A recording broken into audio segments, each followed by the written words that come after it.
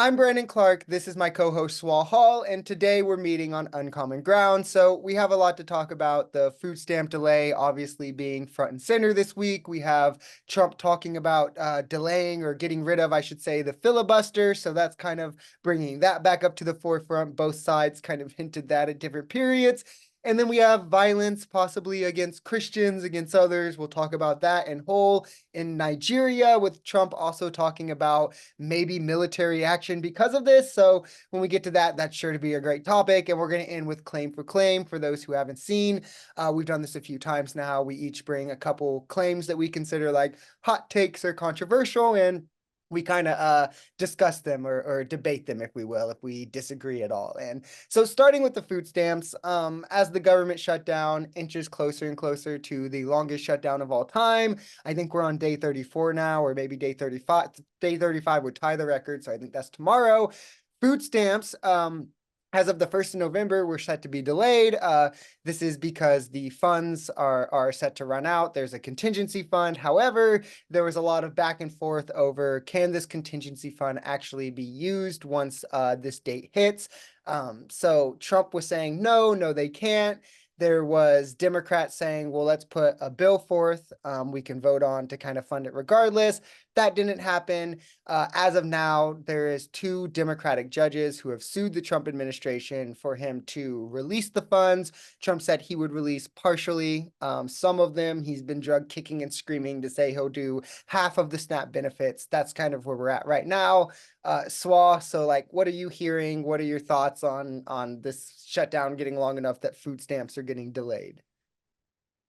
Yeah, so this is where obviously the shutdown starts to be extremely problematic no matter what side you're on. When people average everyday people start getting affected, and it's not just people just being furloughed for a little bit. Once it's like people's incomes, people's ability to get food, people's ability to maintain shelter and their basic human needs, well, then it's the government is just failing and doing its job. Now, fair enough, the government's not open, so of course they're not doing their job. But obviously, we need to get to a quick end to this pause on the governmental activity because, yeah, there's 40 million Americans is the number that I saw who rely on SNAP, and then 65 of those homes, percentage of those homes are with children or disabled people who live in the homes who are also relying on that. Now, food stamps and the SNAP benefits and all of that is a hot topic and something that I've been passionate about for a while of wanting to kind of overhaul and come up with a better system for. That being said, I don't think that that is an excuse to like not do anything in the meantime. So even if I think that there's problems with the system, I still think obviously there are poor people and there are people who rely on these things and need to be able to get access to food. I mean, a lot of these people maybe they could miss like I don't know if it's like a paycheck or what, however it goes out, but one SNAP benefit handout, but then they can't survive after another one really as far as getting food. So this is something that I think should be bipartisan. Obviously, I'd love to reform it. Like I said, good stewardship and use our means and our resources the best way. But I think the delays are a moral injustice at this point. Yeah, and I mean, 80% of food stamps go to a household that either has multiple children in it, somebody who's disabled, or an elderly, like caring for an elderly family member. There's over 1 million veterans who rely on food stamps. There's free school lunch programs that do that, kind of administer that through using food stamps. So this program is like far reaching and hits a lot of people on Social Security. There's people who work, obviously. So it's not like there's people who work multiple jobs who get food stamps, right? Like it's not like the idea that the Republicans are trying to paint like, oh, it's just lazy people affected and all of this, so we don't have to care. What are your thoughts on 47, all 47 Democratic senators said that they would vote on legislation to fund food stamps during the shutdown? 15 Republicans said that they were on board. That's 51. That's enough for the bill to pass. And John Thune, he's the Senate leader for Republicans, said, I'm not going to bring it to the floor. Mike Johnson came to the podium, said, I wouldn't bring that bill to the floor either because it would relieve too much pressure off Chuck Schumer. What are your thoughts on Republicans just seemingly not wanting to vote on this bill or bring it to the floor, even though it would pass? Yeah, it's quite upsetting because obviously that just exposes the games that are being played here and the politicking.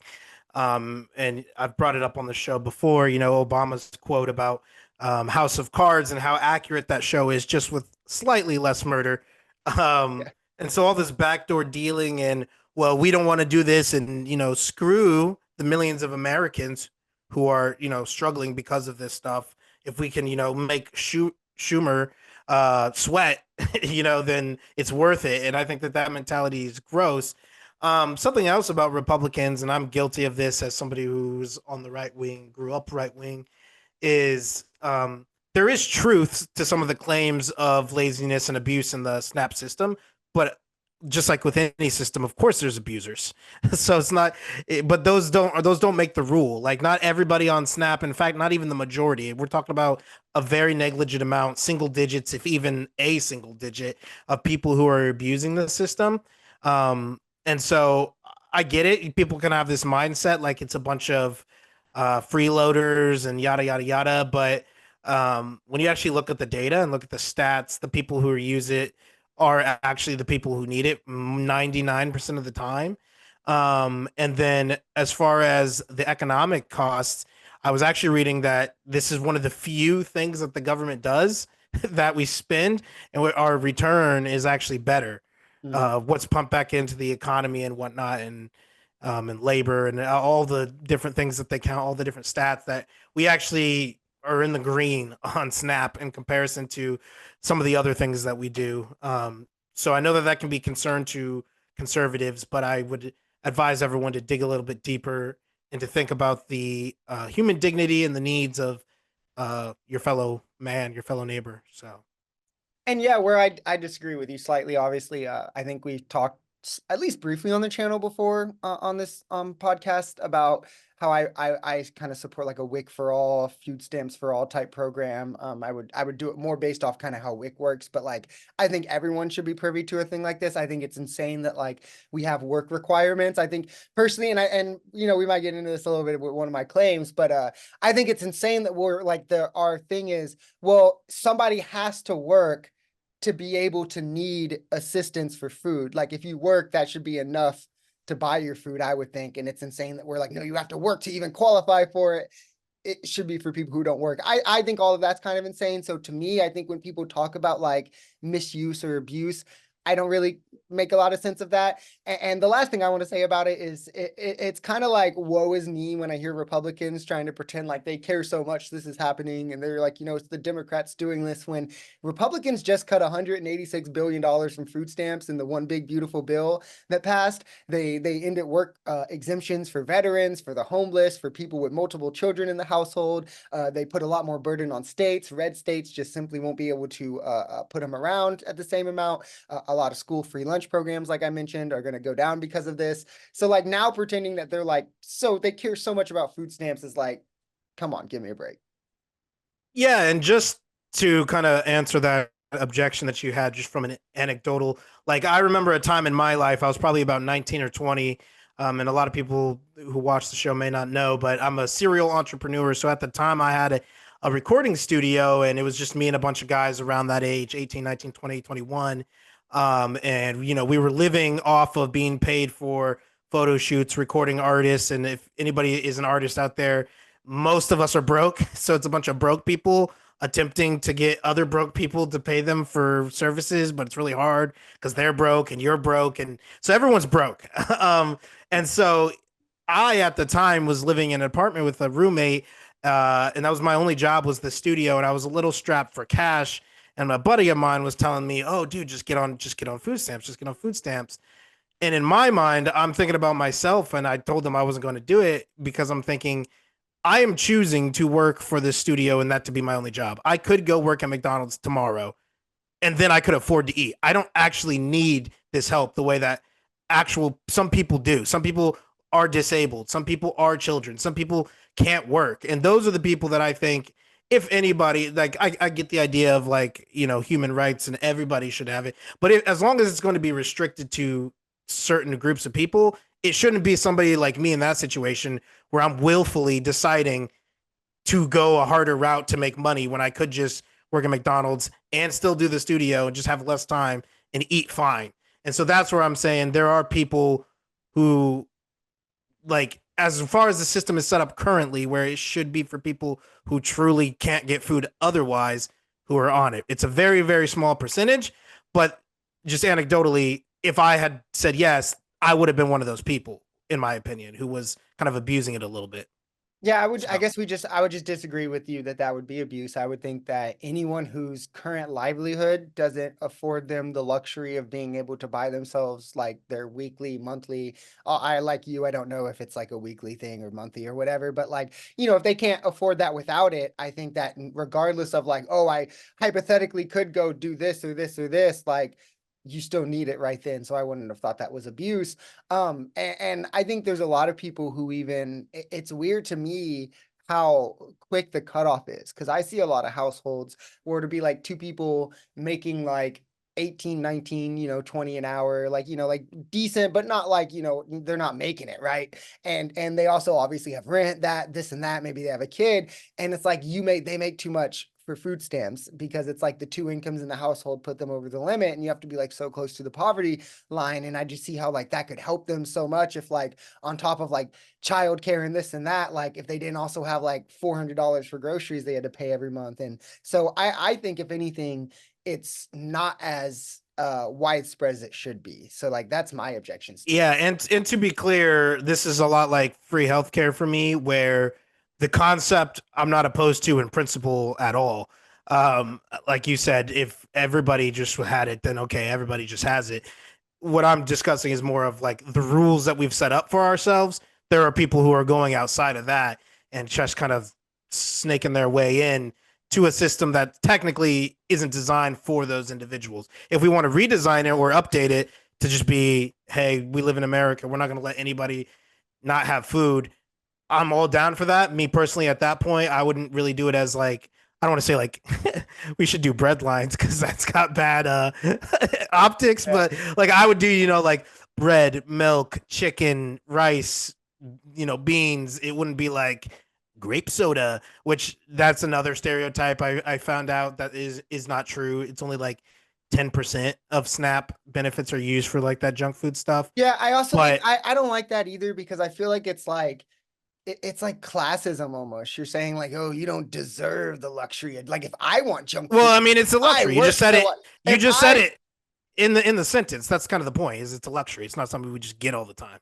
well, it's a luxury food, which is a necessity. And I think that like if you want food that tastes better, like if you want the thing that you have to eat to taste better sometimes, I think you should be able to do that. And I think it's kind of weird to me to be like, ah, well, working people deserve that, but you don't have a job, so you can't have those Doritos. That's just me personally. But I guess the last question I would have for you is then like, would you support getting rid of just the work requirements, or are you saying like no, like you want those to stay on, or like To be frank, I don't know enough about how the rules and laws are written, but I do know there is a work requirement. Um, I would need to see more data to make, that's not my job to analyze yeah. those things, but I don't have a moral, like, I'm not going to die on some hill about they got to be working, blah, blah, blah. Cause that seems to, like you said, not even really make sense because the people who can't work should obviously be the ones who would be the most in need of something like this. Whereas Yeah. people who are working at least have some money, whether they have enough to buy food is a different story. But it doesn't even make sense really on its face. But obviously, it made sense enough for them to make a rule. So clearly, Yeah. there's some rationale behind it. But I would just need to know a little bit more. But no, it doesn't bother. It's not like a Well, hill to die on. the rationale behind it is a fiscal responsibility and like kind of needing it to get conservative, Right, but you like can't mod. be responsible if you're starving. So And that's like yeah, the I thing. agree with you. And the work requirements, I believe, are 20 hours a week. And then there's exemptions that have always existed. But like in the one big beautiful bill, they just got rid of a bunch of those. Like there were exemptions for veterans, they got rid of those. There were exemptions for homeless people, they got rid of those. There were exemptions for people with like, I think multiple kids, or maybe it was multiple people who were disabled. They were caring for multiple people. They got rid of those exemptions. So like they cut a lot of the exemptions for people and who qualifies.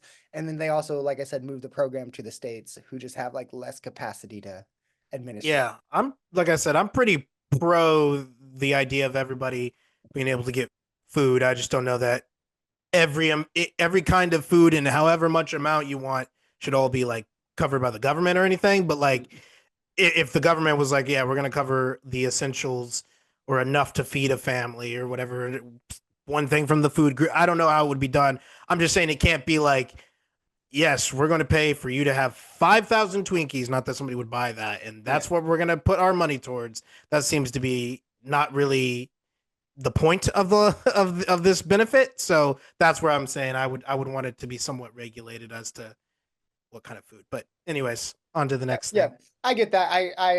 Yeah, it's just a difference there because I would be like, if you want to swipe it at McDonald's, go right ahead. But yeah, onto the filibuster.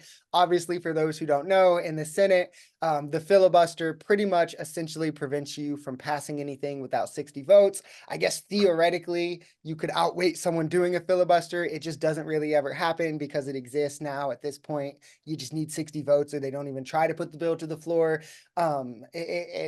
I'm not going to get into like the history of it, but talking about the government being closed on day 34, Trump is back in the news talking about Republicans. We need to get rid of the filibuster because, we need to keep the government open, yada, yada, yada. Carolyn Levitt is went on Fox News saying they should do it. Mike Johnson has said, I don't know if he said outright that they shouldn't, but he was like, if we do it, the Democrats will do a bunch of radical things. I guess, Swa, before we get too in depth, I'll ask your opinion. My opinion, I think the filibuster is dumb. I think it should be removed. But yeah, where do you stand? And then we can get more into it. So, in general, I think the idea is to protect from radical swings in either directions. Is the kind of the idea behind the filibuster. However, obviously, I think as we see, and almost every administration, it sort of gets abused and weaponized by each side. If it's going to benefit the Democrats, then obviously they want to keep it going. If it's going to benefit the Republicans, then vice versa. For the Democrats, they could use it to nationalize abortion. From the Republicans, obviously they don't want to do that. They can do a big immigration overhaul. They can do all these different things. So in general, I don't have a problem in principle with it because I think it can protect us.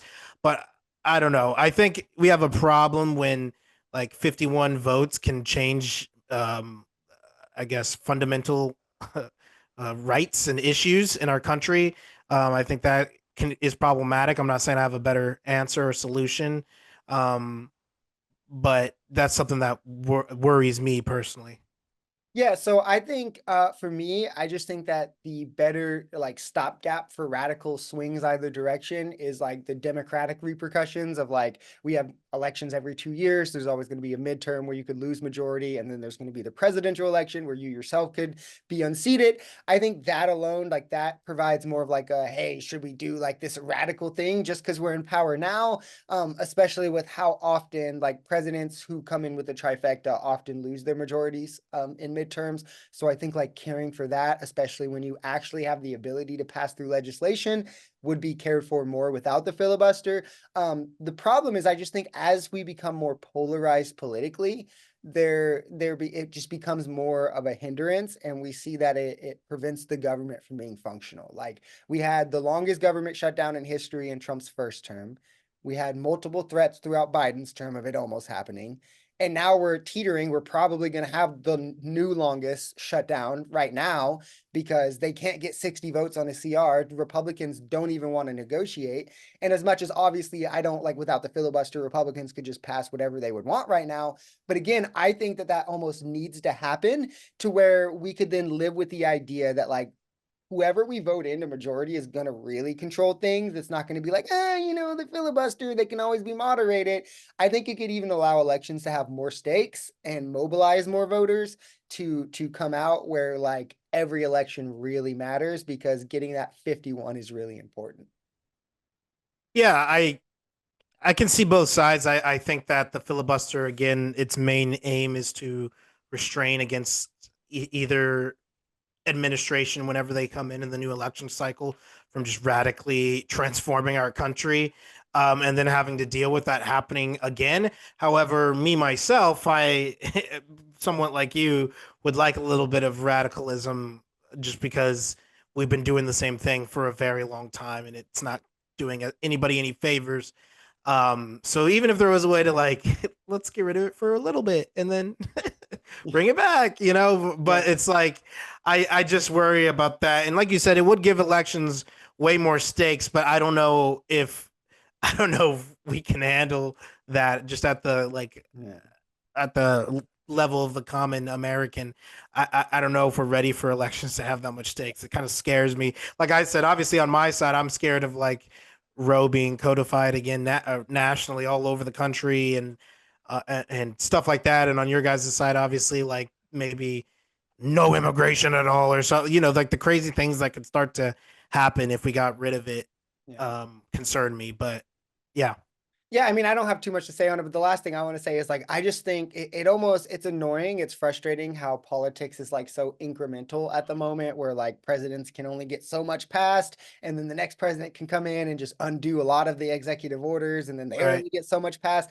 And I just think we really need it to actually move one way or the other so the country can decide like, hey, like, do we want to be, you know, conservatives or do we want to be progressives, because I don't think we're ever going to decide when only like, Republicans can get one tax cut bill passed and then that's it. And then Democrats have to spend half their term cleaning up the Republicans' mess that the tax cuts caused. But So, yeah, I have a question, and maybe we've talked about this concept before on the pod, but something that me and one of my buddies discuss a lot is this idea of subsidiarity, but specifically within like communities, towns, counties, whatever. So, like for me, my view of America, and let me know if you agree or if you think no, that's just not what America is. Uh, at its best, what it could be is like I look at New York or even parts of California where there's like Little Italy, Chinatown. Um, I'm just naming ones that I know of, yeah. stuff like that.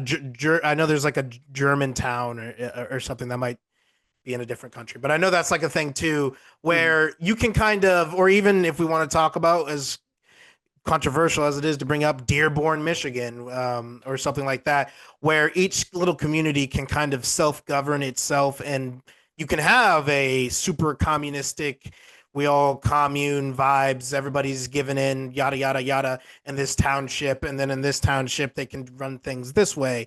And like, the thing that gives us all in common is that I'm okay with those people living like that, and they're okay with me living like that. Obviously, there's got to be some universalization, like I was talking to another buddy of mine with like, um, a lot of the like Richard Spencers and the alt right people are like, we just want a white land where all the whites can live. And Yeah. I'm like, dude, go away. Like, you guys can all have that as long as like it's not like I can't drive through there to get to where I'm going. You guys are gonna like kill us. Like, that's not Yeah, no, allowed. I hard But like, disagree. so I hard this disagree. vision of we all coexist, like the bumper sticker, is not how you view America.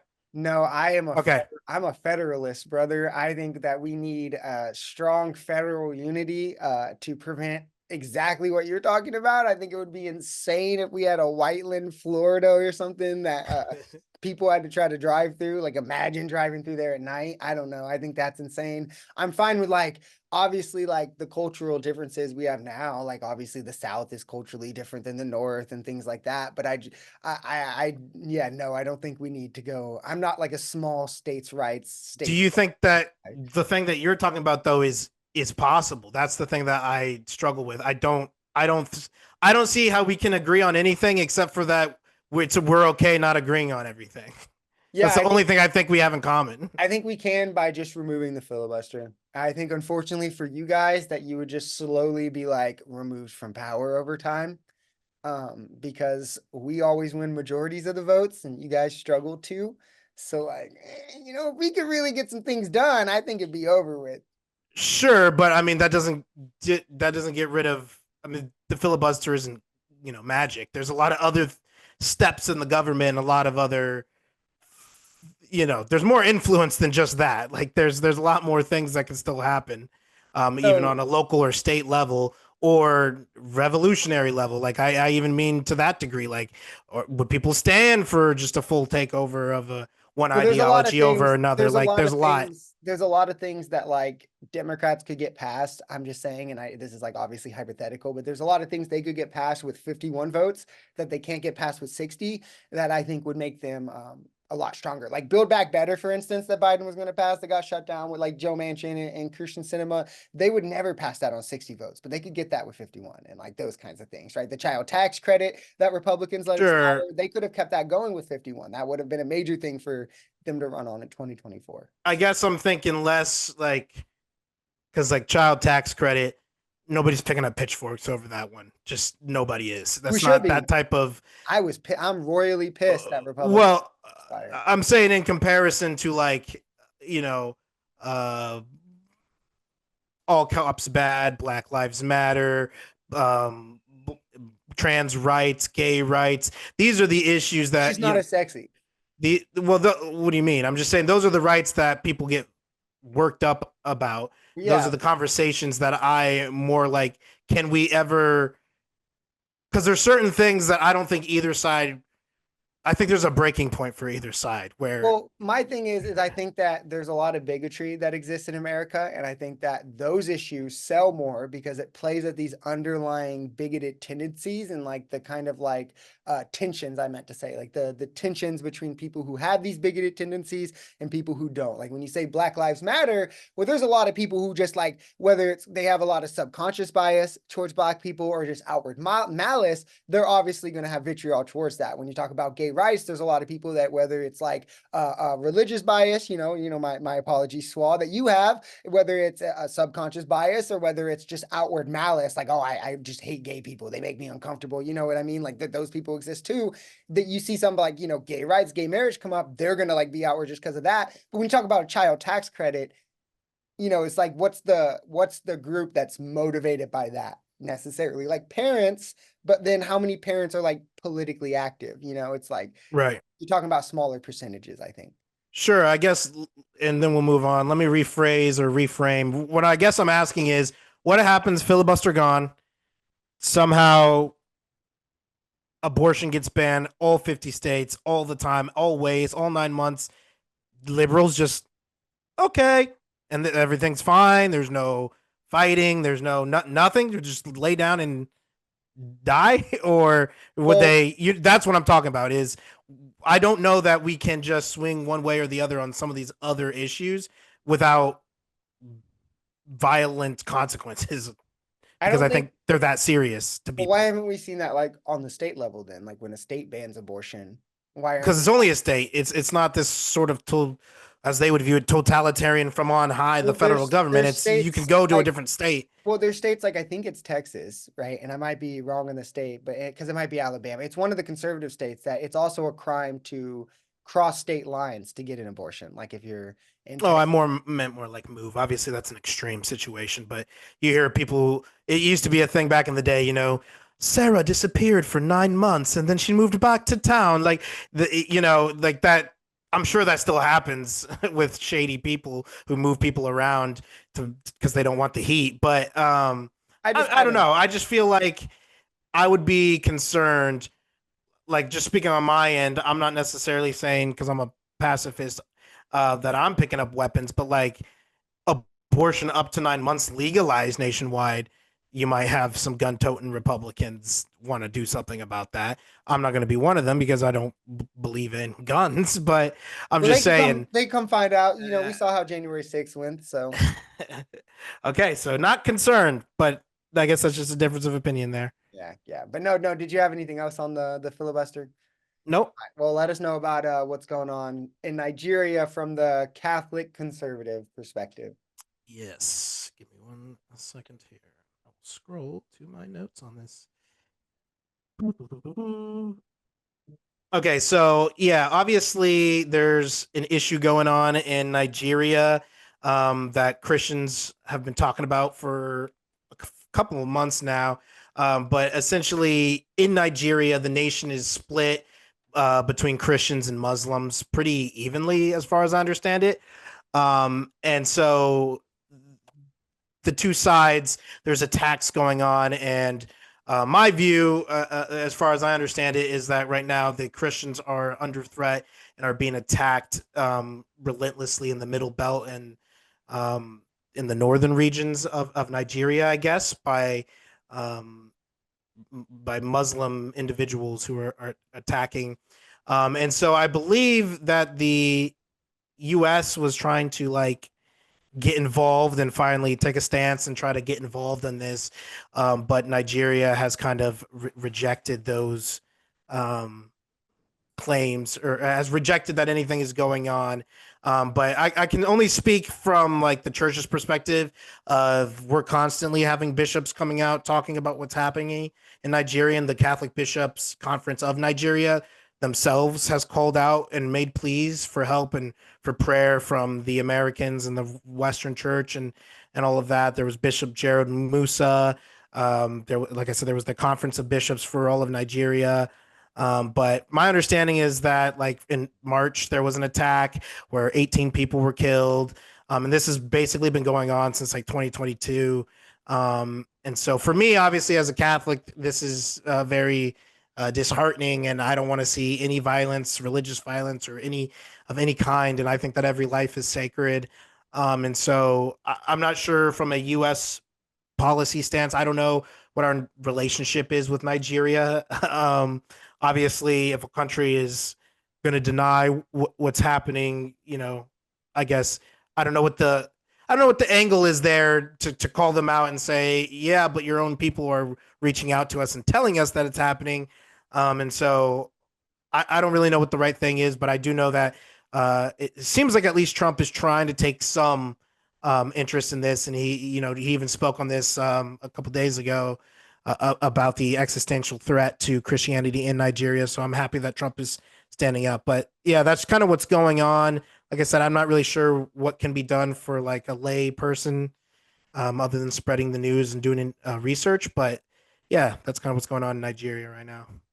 Yeah, there's definitely systemic violence going on. You definitely hate to see it. I think some of the depictions from the right, Bill Maher included, who's on the left, I think are a bit weird, because like a lot of them, Trump used the word like talking about like a Christian genocide, and I think that I just find that kind of weird when people who regularly downplay what's happening in Gaza, what's happening in like Sudan and the Congo are like so willing to use like the genocide word when they feel like it like more so fits their narrative. Like obviously there's a lot of violence happening.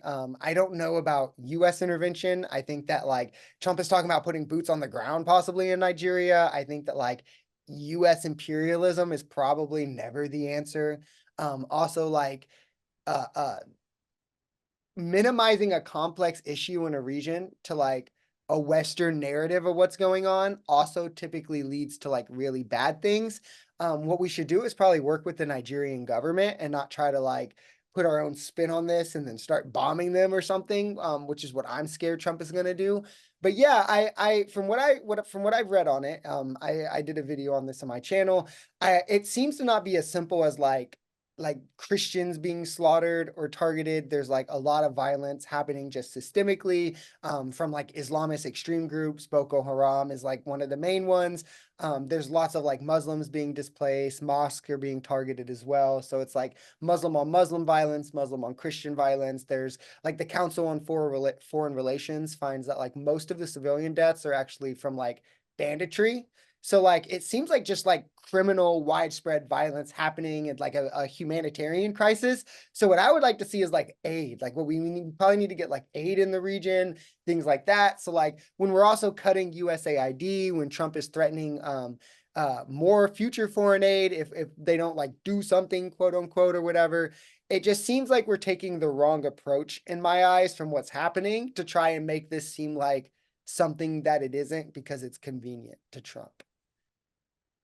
Yeah, yeah. I should have mentioned that it's not only Christians, there are Muslims and other people who have been victims. But from my understanding, there have been at least significantly large Christian communities who have been affected in particular by at least what's been happening recently. Bishop Musa said violence in Nigeria started like a rat in the ceiling, but over the years multiplied into widespread destruction. So, I mean, if we believe that description, it's now just like you said, kind of ubiquitous. The region is very, very violent, and I'm happy that our government is speaking out, even if they don't have all the facts and they're putting a little bit of a spin on it. I'm glad that some attention is going to it. And I think if we value religious freedom, which as Catholics we're called to, then even we need to be sticking up for the Muslim on Muslim violence, but of course our Christian brethren over there as well. And yeah, I don't think religious freedom is optional. I think it's foundational to the success of any country. And so I think that yeah, we need to be doing what we can to spread awareness. And like you said, I'd love to see some aid go out. I don't want boots on the ground. I'm anti-war, so I'm never gonna like, Yeah. yeah, let's go kill a bunch of. Like, I'm not gonna say that, but obviously, I would like to see some protection and something done. I think it's our moral duty. So yeah, Yeah, and I mean to clarify to what I've read, there's been tens of thousands of both Christians and Muslims killed, so it is like significant numbers of all groups. There's been many Muslims displaced, tens or hundreds maybe even of mosque, and I couldn't find like an exact number, but there's been like systemic mosques being targeted, these kinds of things. So just seems like an all around bad situation to me. I hope that the appropriate things are done, because obviously if we just start like dropping bombs in the region, it's probably not going to make things a lot better. yes, yes, totally agree. So let's move on to claim for claim. Sure, yeah, claim for claim. Just to recount one more time, for probably the last time while we do claim for claim, now that we've done this 3 or 4 times, but just for those who haven't seen it, it's like hot takes, controversial takes. We found from the last couple ones that I'm kind of bad at getting really controversial ones. I've tried again, but like, minor duds, I apologize, but we'll bring our hottest, most controversial takes, 3 of them each. I tried to do like a political one, like a social kind of one, and then like a like religion based one. That's obviously not what we have to do, but just kind of what I tried to do. Swal, though, we'll let you start. I think I've been going first on most of these, so I'll let you go. Cool. Yeah, so I think I made a claim about banning porn before, so this is actually going to be a lesser claim than that. But I think porn companies should be treated like tobacco companies, and by that I mean they should be regulated for their public health harms. And the reason for that is just some quick stats. It's like 88% of porn scenes contain physical or verbal aggression towards women. Um, and then porn exposure increases sexual dysfunction in young men. That's what the behavioral sciences are saying right now. 2 and 3 porn users, or sorry, 2 out of 3 porn users say it rewired their expectations of sex. Obviously, that's self-reported. And then 1 in 4 U.S. teens first encounters porn before the age of 12, which I think is insane. So at the very least, just like got to be 21 now to smoke. I think that the whole thing that they've been doing state by state, slowly but surely, you got to upload your ID there, bud, and you got to prove that you're an adult because we can't be having little Sally watching a gangbang. So, yeah, that's my first claim. Yeah, I guess I don't necessarily agree with that in principle. I also agree with like the ID stuff. I'm fine with like regulation. I don't think that like I think like I'm fine with one, making sure that they're all not minors. I'm fine with making sure there's not like, SA happening in the videos. I'm fine with getting rid of like just rape porn, like in general. I don't think like that kind of stuff, like where there's like, oh, a guy breaks in house and so I don't know. We don't necessarily disagree on all of that. My biggest thing is like I'm also just not against banning it because I think it's like a source of income for a lot of people. But yeah, I don't know. I don't think we necessarily disagree there on much unless Ooh. I mean, yeah, like I said, my actual take is much yeah. more aggressive, We but disagree I'm a more so. politician. I'm willing to make some deals Right, here, right, you right, know? right, right, right. I feel like we disagree more so, yeah, on like I know you actually would support like banning it. Yeah, full ban. You would probably support regulations on like doing it, like like performing. I don't like doing sex work, I guess would be the word for it. In which that I wouldn't, other than obviously like age. Yeah, I mean, obviously, it's one of they say it's the oldest profession or whatnot, so it's pretty hard to like fully, erase it from like the zeitgeist, obviously. Especially now with everybody having professional cameras in their pockets and being able to create a website in 20 minutes and like it would be very hard to police in that way. But yeah, I think that we should definitely be doing some stuff more than we're doing now, and thank god it's starting to happen state by state. Like the ID thing is kind of insane. That it it being wasn't. 2025, yeah, and the internet being around this long, that we're just now like maybe Yeah. little Johnny shouldn't be able to go on the hub. Like Yeah. Yeah, no, I probably shouldn't totally have had that one up. totally agree with that all the way because that's kind of wild. Yeah, the things people can stumble upon, I couldn't Yes, imagine. right. So yeah, yeah, no, I do you want to take that anywhere else? You just want to leave No, that? I mean, you kind of agreed, so I think which one was your claim? Cool. Cool. So my first one, I think I invoke capitalism, so you might just want to disagree with me, but I think in principle we probably agree. Okay. My claim is that people on social programs are a failure of capitalism, not a failure of the individual.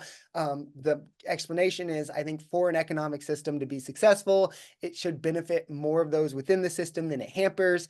10% of our society holds 70% of the wealth in our society. That's objectively a failure of the economic system. So I think to look at this and to blame the other 90% who are fighting for only 30% of the resources for some of them not having enough of the pie is objectively insane to me. I think obviously it's a system failure. There's not enough resources to go around for the people. And I think like people commonly like to do like the pull yourself up by the bootstrap stuff and like, oh, X and Y got rich from being poor, so anyone can do it. And it's like, again, when 90% are fighting for 30%, no, everyone literally cannot do it just statistically. So yeah, I think it's a failure of the system, not the individual. Yeah, I guess. Well, I don't agree but I need some clarification because I'm a little confused on some of the stats and the way that they connect. So, 10% of people having the majority of the wealth is sort of irrelevant as to whether the other 90% have enough to survive. Because even if they can survive off of not the majority of the wealth, then that seems to be kind of a miss. That doesn't seem to actually connect necessarily. Correlation causation fallacy type of situation. So I would just say that's okay, maybe the top 10%, but what about the middle 50%? If they're all fine too, well, then now it's not necessarily a system failure if the majority of people are not, in poverty, which obviously I don't believe that the majority of people are in poverty, at least in our nation. I can't speak for all capitalistic societies out there. Um, then I wouldn't say that it's necessarily a system failure. And even if that was the case, it would just be both. It would still be clearly people can thrive within the system. And so part of it would come down to personal abilities. We can't completely erase Well, personal choices, but go yeah, ahead. I disagree. I think that that's like saying like I think the quickest analogy for me is like if you think of like a 40 time in the NFL, right? Just because someone can run a 4.2 40 doesn't mean that running a 4.4 40 is a failure. That's still really fast. You're objectively like one of the fastest people in the world, but people can do better. But like especially when we're talking about like resources, 10% of people like in this economy, there's so many like it's comparatively to GDP, so there's so much resources in the economy for everyone to take hold of, right? There's so much money circulating in the economy for everyone to be a part of. And if a minority of people hold a majority of that, then objectively a majority of people are fighting over a minority of it, right? Because a That minority, part's true, yes. yeah, But what I'm so saying is if that's still enough for them to survive, then it doesn't matter. It's well, irrelevant. the thing is that that's not divvied out in a way to where, oh, it's going to be guaranteed, everyone is going to get enough of the 30 to survive. No, it's 90% of the population fighting for as much of the 30% as they can get. There's nothing stopping 10% of that 90% from taking 20% or taking 90% of the 30%, right? And then leaving 10% for the other 70, right? Like there's no guarantee that it's going to be evenly distributed. I would potentially agree that there's nothing logically preventing them, but I think in practicality and the way that the market works, that's not what we've seen. That's not how it's worked right now. And like I said, I would be curious. Maybe you have them.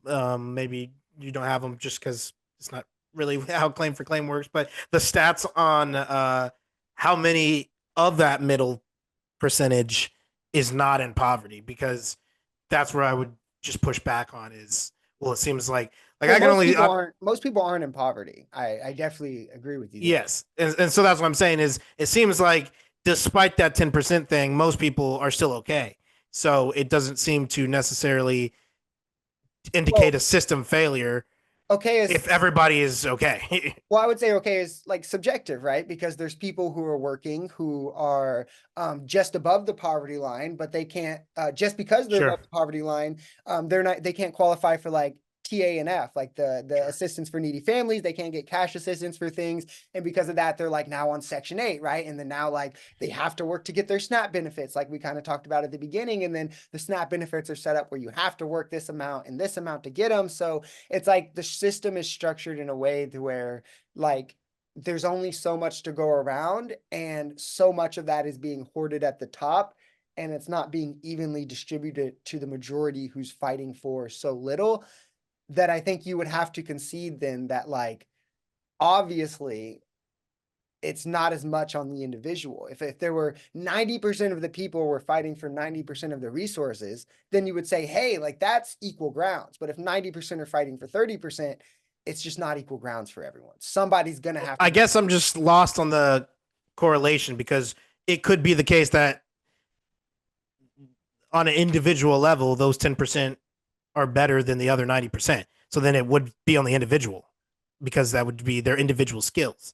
Perhaps I'm misunderstanding what you mean by on the individual, but Well, like, most people who are in the top 10% start like, well, there's when people describe this, they describe it as like a baseball field, 4 bases, right? Where like if you're born on home plate, you're born into like poverty, you're born on first base, you're born into like a middle class family.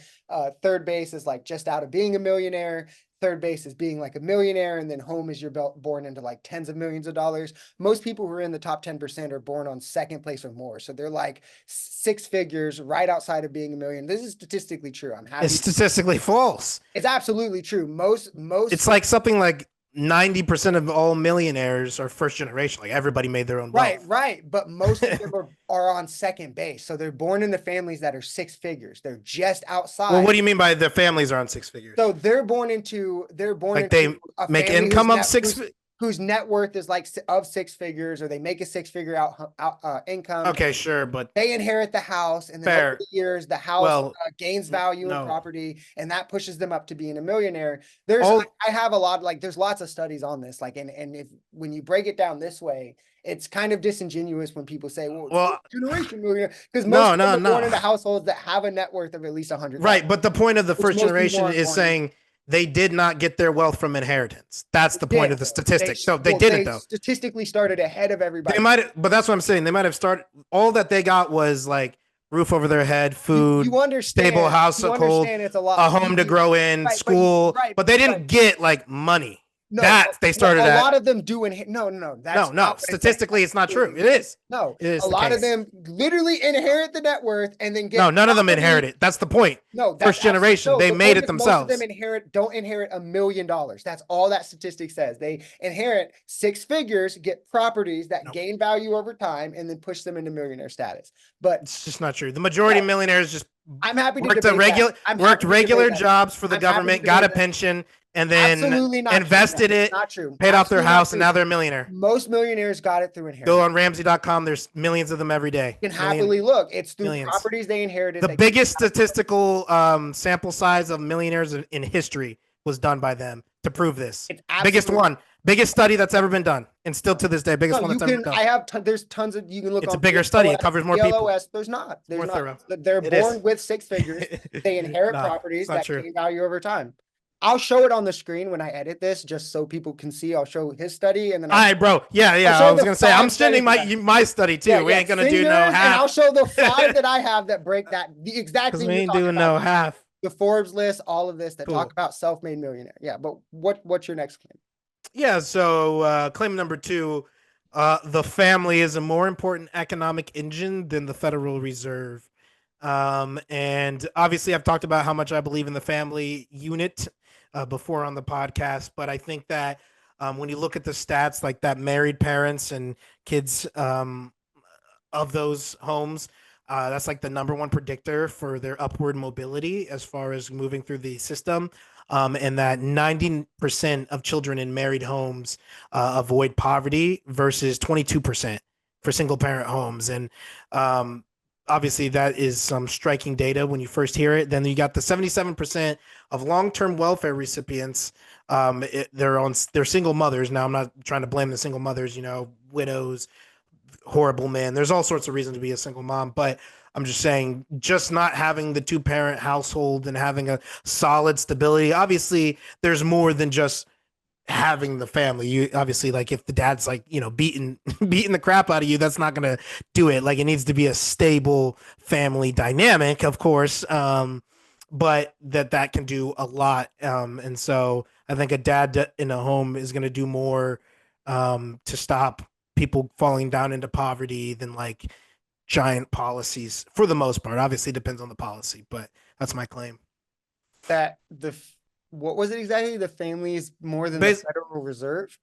Yeah, basically more than the government. Like it starts more in the family with how likely you are to have upward mobility and succeed financially, and that it will do more for our economy to have strong family dynamics than it would to like pass giant legislation. I don't know if I agree with that necessarily. I guess, I mean, I don't disagree that two people in the household is typically better because of the way that our economy is structured. But I think that again, like we could just structure our economy in a way that one income was enough in a household. I also just think like most people who say that believe it for the wrong reasons. Like it's weird to me when it's always like, like you need a dad in the household. And it's like, why not two moms, right? Or like, why not two dads? Like, for instance, if you think that like two incomes in the household are beneficial, then why are you against same-sex marriage?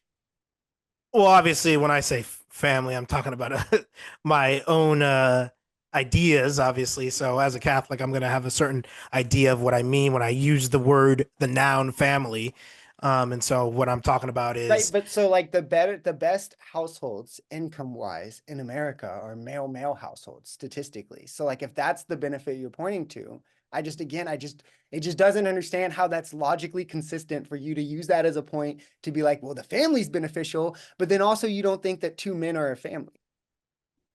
sure, well, obviously, when I say the family, there's something about a man and a woman when they come together, they make a baby. That's what I'm talking about. It's just that three or two structure. Right, right. And I These agree. No, people made this I get person, that and I and agree it's with like a I know symbiotic I get system. that and I agree, That's a but then the family. benefits you're pointing to that you're attributing to family are just two incomes in the household. You're just pointing to any two incomes in the household. And it's actually No, statistically better if it's two males. yeah, I wasn't saying it was just incomes. I was saying that having married parents is the number one indicator. It's not just that. Right. But even those I didn't statistics say they are both are bringing in. I didn't say it was those a dual statistics are income higher in situation. same-sex couples. You understand that, right?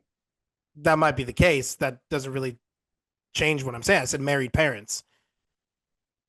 But then it just logically doesn't track to me because you're against same-sex marriage. Well, that's Like on different grounds, though, not on if you financial think grounds. that married parents, two married, like having married parents Yeah. is Well, I don't the believe in goal to ends economic. justify the means. If that's the question, If that's you the think, yeah, problem. you think that The having ends don't justify the means. two married parents is the main pathway to economic mobility, why do you want to rob that from so many families?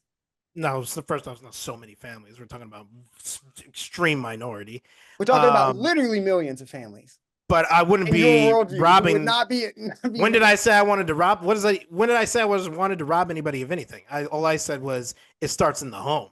It starts with having a stable home life. I don't know. It just this one blows my mind when it's like I know for a fact. Ends don't justify the means. You can't say I know for a fact this would do this, but we just have to kill this one guy. Like, yeah, that's not how we do things. We don't just go Well, off of I the absolutely effect. think it just depends. I'm more what is it, utilitarian Utilitarian, yes. in that way. But like, absolutely, if you think it just to me that sounds insane. Right, but you don't do I think something. that's an insane moral corner you're putting yourself into, where you're saying that this is the main economic means, the main means of economic mobility, and you're so willing to not let people have it Well, how would I not be letting people have it? Like, because you're in not even your answering that. worldview, right? Same-sex couples couldn't get married. We've had this What's that have to do with not being able to have it? How does because that? How does you same-sex just said couples? married parents, you think married parents Yeah, is the but what's that largest have to do economic with? Yeah, mobility. but what's that have to do with having married parents? Well, then all those same-sex couples couldn't get married. So those kids, if they adopted kids, they wouldn't have. Well, they can't adopt kids in this system. Why would they be adopting kids? That's what just single individuals. But that's what I'm saying is you're robbing all of these kids who wouldn't. No, because they can still have parents. They can still have married parents. Yeah, they can still have married parents. Do you think we are like, okay, so the thing is like we already have like a problem with kids not getting adopted, and you want That's actually not.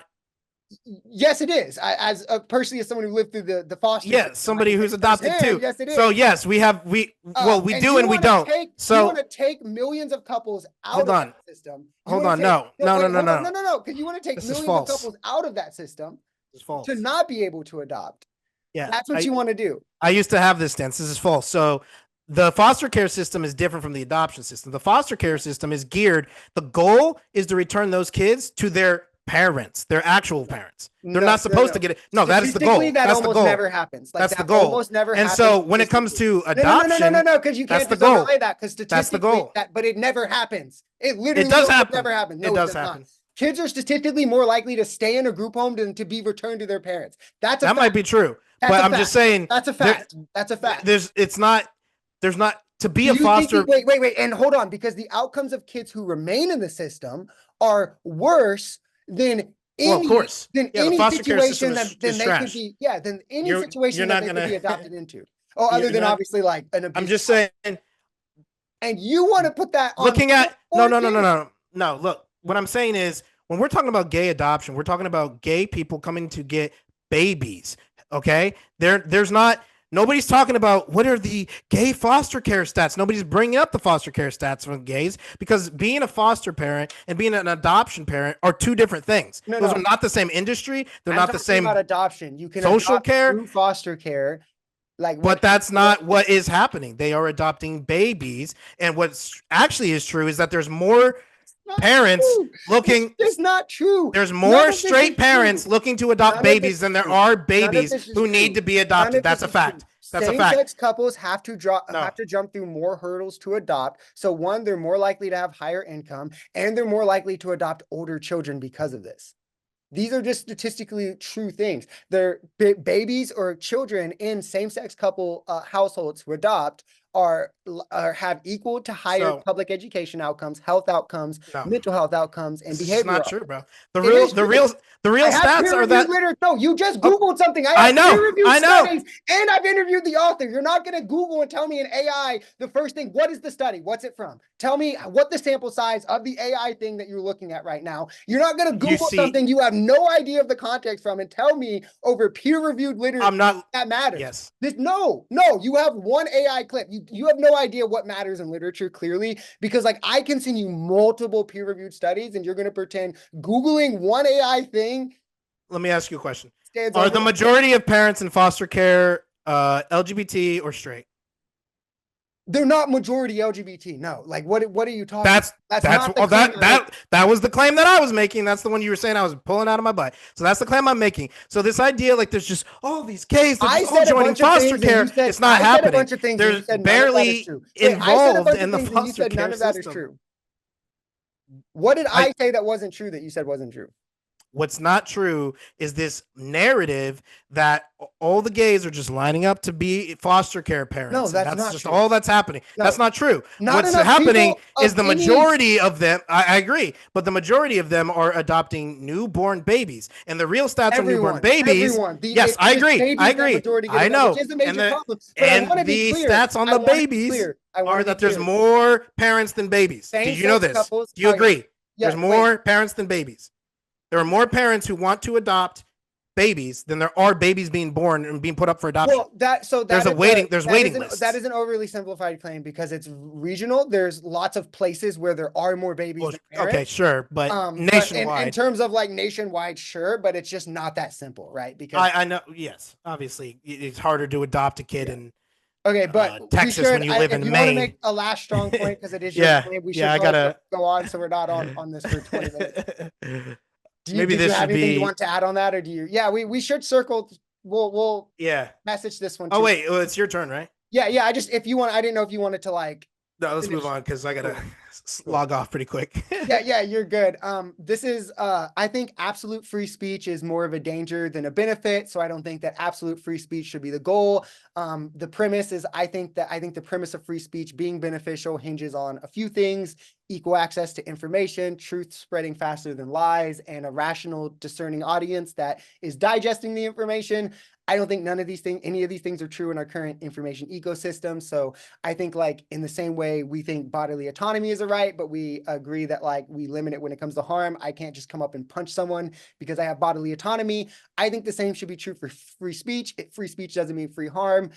This data I'll cite to back my position on this is a 2023 Yale study found hundreds of thousands of COVID deaths had a high likelihood of being preventable because they were linked to misinformation driving hesitancy for them getting the vaccine. A human behavior study in Nature showed that exposure to medical falsehoods decreased factual accuracy, even if somebody has a grasp on the facts and believes that they're like discerning themselves. And then we also know false news spreads 6 times faster than true news, according to an MIT study. So I just think that there are limits to these things. I don't think like this absolutist kind of, no limits should be the goal. So I was about to disagree, but now I think we might agree, just depending on wording. Um, so like for me, if you're Daily Wire, Fox News, CNN, what's another good one? Young Turks, some sort of company organization where your thing is like the news or like a magazine, anything like that. I think when we have the FCC, like there is regulations to some degree. I don't know how much the FCC. I know it deals on like TV with like nudity and too much stuff that can be too crazy.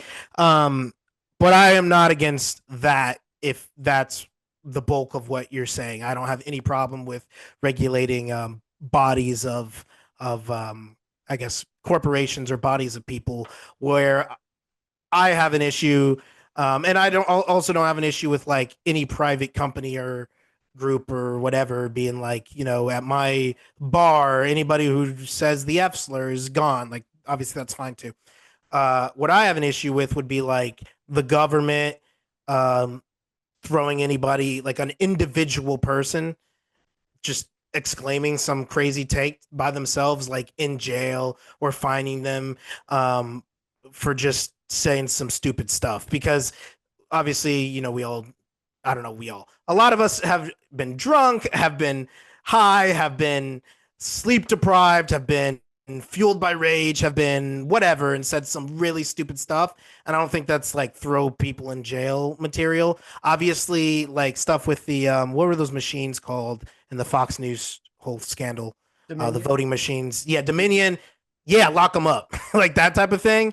Like if your job is to spread the news, then like yeah, you have a moral responsibility, and I believe you should have a legal responsibility to do your due diligence. But there's also a fine line between just like that investigative reporter just sucked and he got some facts wrong. Like we don't also want to just like throw people in jail for mistakes. So it's got to be some fine lines. But I'm Yeah. not completely opposed to what I think you're saying. So I'll just wrap Yeah. this one up quickly so we can get our last ones off because my next one's spicier. But my biggest thing is I just think one, medical misinformation for sure should be banned because it leads to deaths for sure. I mean, just logically, and then there's data linking that. And then I think hate speech, I think bullying should be a crime. I think that it should probably come with like fines first. I think it should be like a civil offense for like, the first I think couple. bullying is a crime. Right. Well, yeah. Well, I think it probably is. I don't know to the extent, but I think hate speech downstream from that should be like linked into it. I'm fine with like fines, or even a warning first time. Let's warn people. I'm nice. Then let's fine them once or twice. And then I think if you're gonna like go out in public and you're gonna look at someone in like a hood and you're gonna call them the N word, and you've done that 3 times, I think the cops should take you to jail for it. You should spend a night in jail. Well, yeah. And the thing about that is so there's bullying and then there's harassment, and obviously they're very similar but different at the same time. So like my understanding, and I'll go on record and say I am an alleged bully in my private records at school, senior year. I wasn't trying to bully this kid. I thought I was being funny. He did not think it was funny. Got called to the office. So my understanding on bullying is what my guidance counselor told us why we weren't being like charged or kicked out or anything was bullying legally is defined. It has to be repeated. It's not just one time you walk by and you're like, loser. Like, no, it's like Yeah. Monday, the next Monday, the next Monday, and you're like harassing this kid. That's bullying. And it's not clear to me where bullying ends and harassment begins. It might just be we're all adults now, so we call it harassment. But obviously there are laws on those types of things, and so that doesn't really bother me. It's more of just like typing like some white dude on Facebook being like, "Yeah, last night I was hanging with my N words," and he's not like attacking anybody. He's just saying the N slur, just like casually or whatever. I don't think you throw that guy in jail. Like, I think it's a wild thing No, but I'm to fine with this company openly, firing. but and I'm fine with that too. I think it's weird, as we've discussed before, somebody like clipping it, emailing or sending it Yeah, in the yeah. mail and That's like a just excessive. letter. Excessive. Yeah, but Facebook wants to kick him off. Their boss wants to fire him. That's cool. So All right. So cool. what's your next one? Yeah, so my last one, I think you might actually agree with me, Okay. despite us both being influencers to varying degrees. Mm, Obviously, Brandon's a lot more successful, guys. mm. But my claim is We're co-hosts, so we're the same way. my claim is American culture will collapse faster from TikTok than from immigration. And I base this off of the brain rot that I see in my coworkers. I work with a lot of high schoolers and end of Gen Alpha, or sorry, beginning of Gen Alpha, I guess, end of Gen Z aged people. The stats right now: U.S. teens average 4.8 hours a day, which is such a big part of the waking day that I know it's dipping into nighttime because it's dipping into nighttime for me, and I'm an adult. Of scrolling on TikTok or other short form reels, whatever. Um, Heavy TikTok use from the University of Florida has been linked, obviously causation correlation, but has been linked with depression and anxiety, which is not hard to believe, impaired memory. That's from the Journal of Behavioral Addictions, reduced attention span. And then obviously we all have heard about like China's version of TikTok and how it's all educational and it limits to 40 minutes a day. And as a free market capitalist or whatever, I don't know how much I'm wanting to like TikTok, you got to do this, you got to do that. But at least with parents, I know for my kids, will be when you're old enough to have a cell phone, if they still exist. Like, sorry, no, that boy is going plugged in, charging overnight on the kitchen counter. All of ours, I'll volunteer mine as well. Me and mom are putting down our phones. Everybody's unplugging for the night because we got to like reel this in. So that's my claim. Yeah, I don't disagree, I guess, too much. I definitely, I guess, agree before immigration. I don't know how much it will. I think maybe more so from like I'm more worried about like propaganda on there, especially now that like we bought it. Mm-hmm. Mm-hmm. People post Sora stuff 2 and on all it. that. Yeah, The so like AI. so I definitely have my worries about it. I do agree it's having like weird effects on children just being weirdos and saying weird things. I mean, we said weird things too, I guess, but to me they were different. Maybe I'm just a boomer now. I don't know, it's hard to tell.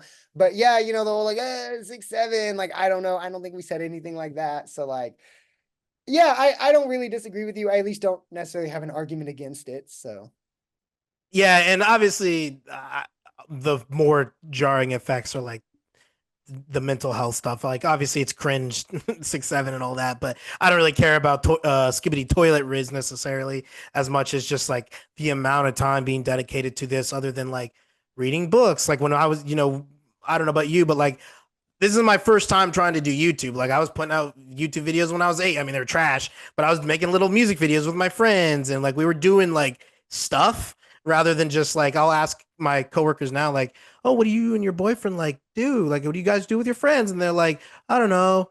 They just don't have any answer like that because they all just sit around and just kind of scroll yeah, together. yeah. So, Yeah, yeah. I what's your yeah. last one?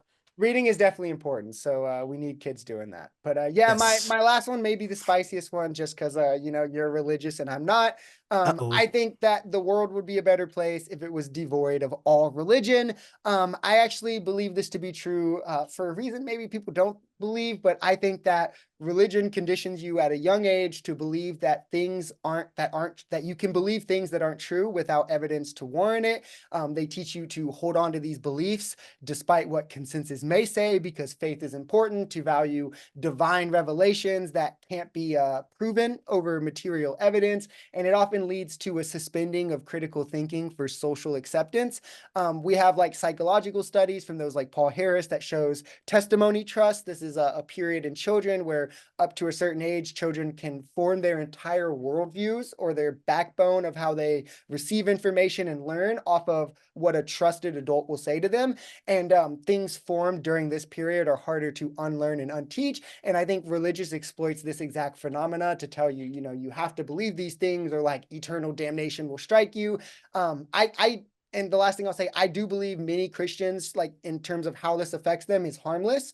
I do think most Christians are harmless in how they practice Christianity, but I do think that the world would be a better place because this opens the door to conspiratorial beliefs. This is why a lot of cults kind of have religious foundations in them. You see mostly anti-vax people have like some religious backing to it. God told them to trust miracle cures over trusted medicine, etc. These kinds of things. They distrust proven science because, the Bible says the earth is 6,000 years older, the lineage of those in the Bible or whatever it is, where like, I just don't see the trade-off as worth it because there's not like a moral or like an action that you can do because of religion that you can't teach without religion.